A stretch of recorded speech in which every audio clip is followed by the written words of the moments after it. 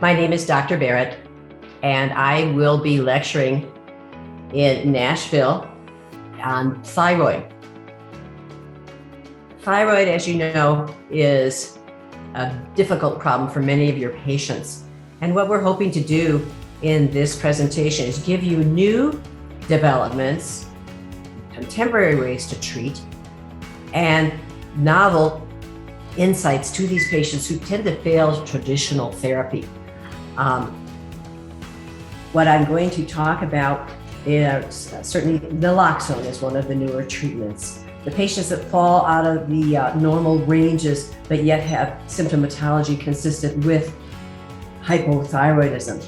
We'll be covering dosages, how to start a patient on something, how to wean a patient off other things that may have been they've been using but that are not working for the patient. In other words, what we're interested in is customized care, individual patient care, responding to patients that may have normal laboratory values but clinically fall out as far as being normal.